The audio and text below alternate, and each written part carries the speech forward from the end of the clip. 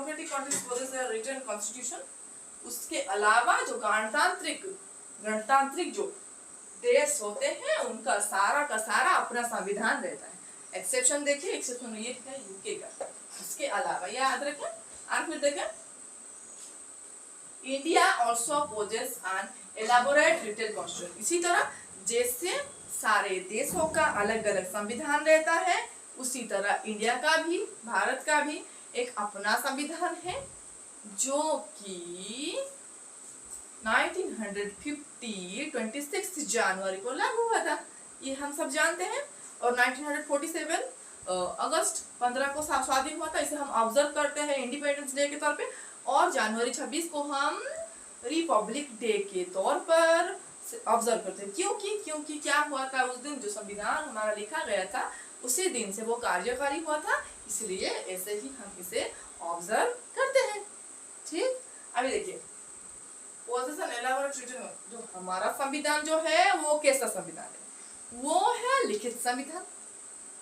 लिखित रूप से हमारा संविधान रहता है, which was enacted by Constituent Assembly। वो उसे किसने अनुमोदन दिया था, देखिए enacted by, जो हमारा कॉन्स्टिट्यूशन असेंबली हुआ था भारत के स्वाधीनता के बाद, जब ये एम.एन. रॉय के द्वारा एक आइडिया दी गई थी कि हमारे देश में, पहले भी इस क्लास के बारे में थोड़ा सा इसके बारे में, इस टॉपिक के बारे में हम डिस्कशन किए थे।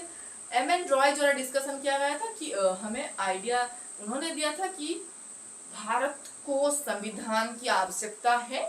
उसके बाद आईएनसी ने ऑफिशियली डिमांड किया था। आईएनसी का मतलब इंडियन नेशनल कांग्रेस, उसने वो ग्रुप ने जवाहरलाल नेहरू के जरिए ऑफिशियली डिमांड किया था कि इंडिया नीड्स कॉन्स्टिट्यूशन। सो उसके बाद उसका प्रोसीजर आरंभ हो गया। तो 60 लाख का बजट था कॉन्स्टिट्यूशन का, इतना हमारा खर्च हुआ था। कॉन्स्टिट्यूशन जब बनाया गया था उसके दौरान पहले हम स्टडी किए सारा देश कैसा कॉन्स्टिट्यूशन फॉलो करता है, उसके बाद खुद का कॉन्स्टिट्यूशन सारे से ऐसे ऐसे करके जो भी जरूरी है हमारे देश के लिए उसे छांट के हम रेडी किए हमारा कॉन्स्टिट्यूशन, जो कि वर्ल्ड्स लार्जेस्ट रिटन कॉन्स्टिट्यूशन किसका होता है, भारत का।